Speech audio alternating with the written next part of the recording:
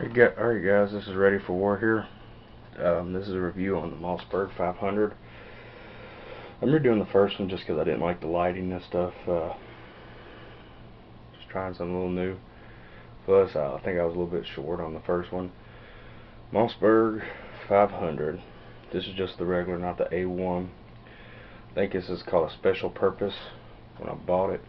I've added some upgrades to it. I've added a heat guard and or heat shield and the pistol grip on the front. Bought this was kind of a Christmas present slash my own present for Christmas. Well, I went into the PX on Fort Knox and went to buy a PlayStation 3 and came out with a shotgun. Anyway, I love this gun.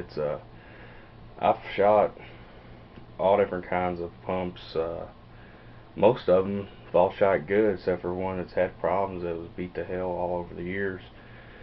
Shot Stevens, I think Ithaca, I've shot Antiques, Winchesters, Charles Daly's. I mean, I can't even name all the pumps I've shot. 870s, Remingtons. Shot semi-autos, and it's pretty arguably that the two most reliable guns in the world are the AK-47 and the pump shotgun. And what I consider up among the top two would be the Mossberg and the Remington.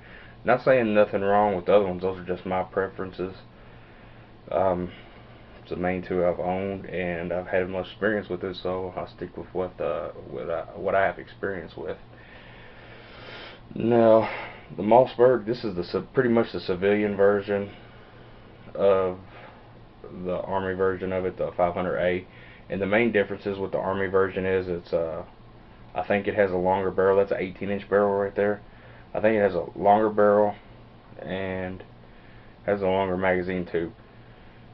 And it's got like ghost ring sights on it, and all the internals are metal. That's pretty much the only difference between, like, the trigger guard would be metal instead of plastic.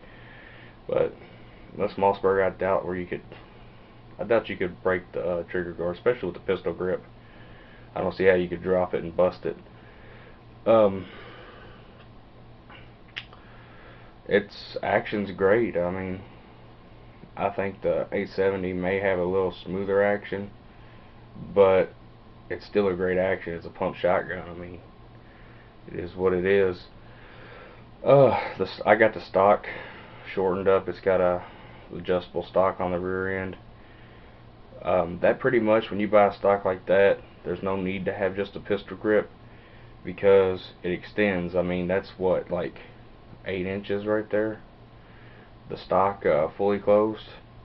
You can conceal that almost as tightly as you can with just a regular pistol grip. And I don't like the pistol grip too much because it's harder to aim, and shooting from the hip is not really something that's ideal. That's a have-to type of situation. Somebody comes fast at you, you shoot from the hip.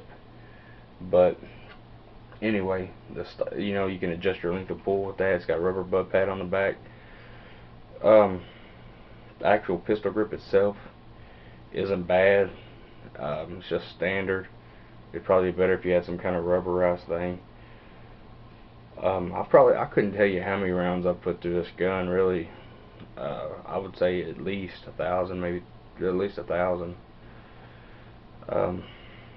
It's not something I shoot every day. It is fun to shoot. Pretty much, it's just ammo wise. I've been keeping up. I stock up on my 12 gauge ammo and haven't bought anymore. I've been planning on shooting it again. This gun right here, I think it's SP or I don't know, it's special purpose or special tactical or something. It's got a rifle barrel on it, and I've went deer hunting with this gun. It shoots groups, about 3-inch groups at 100 yards with just the bead sight on it. And you might be able to get better groups. That's just me shooting. I don't target practice with 12 gauge slugs all day long. It shoots 3-inch shells, 2 3/4, 3-inch. on 3 inches, I'm not sure what's the difference on 2 3/4, 3 inches, if there is a difference in the barrel, but it'll hold 5 in the tube, and 1 in the chamber is what makes 6. And you can buy the longer tube on it. You can't do an extension because the way the barrel locks up. That's what I've been told. Because the way the barrel locks up. But you can get the longer tube and just replace the whole thing. Really, I got the pistol grip on the front just for looks. I liked it when I bought it, but I have been thinking about switching it back. But I don't know. I just because the original Mossberg grip is nice with the little handle with the little strap on it. That is a great little piece. Other than that, I mean, the heat shield, if you put the heat shield on it when you're shooting a slug, it seems like it changes your view. At least it did on mine, of the bead, so you have to get used to where the dot is afterwards. But I got this, my purpose for this gun was home defense and protection. If I go hunting again, I'm gonna throw like a red dot on top or something. It does. You can mount a scope on it to just screw in a little base. I plan on getting something like that, just a little cheapy little shotgun one. Because I mean, I'm gonna keep it within probably about 75 yards if I gotta go shotgun hunting, just because I don't want to throw a slug way out there. And a lot of places I hunt, that's all I really got anyway. Unless I'm going on a big field, 300-400 yard field, and I'll use my 30-06 for that. But over in Indiana, you can only use a shotgun or pistol cartridge rifle. That's really all you have to say about the Mossberg. On the controls, if it's empty and stuff, the little lock-up system's on the left underneath the finger. Now, it is this way a lot, but if you on the pistol grip shotguns, the main complaint on Mossbergs and stuff like that, but Remingtons, is it's hard to actuate the safety. You can buy, it takes some gun, you have to disassemble the gun, but you can buy pieces that change the safety to make it wider where you can actuate it with your thumb. I thought about it, but it just seems too much work for something that doesn't really matter to me. For home, I don't leave one in the chamber on this gun, but a lot of times I leave it loaded in my gun safe in case I have to get it fast. But I know that it's unloaded, you know, just in the, it's not one in the chamber. That's the way I always keep it, and even if it was loaded, my finger wouldn't go on the trigger. But I leave it unloaded in the gun safe, and if I ever needed it, I would know to just put one in there. I don't see a reason to leave anything in the chamber in the gun safe. But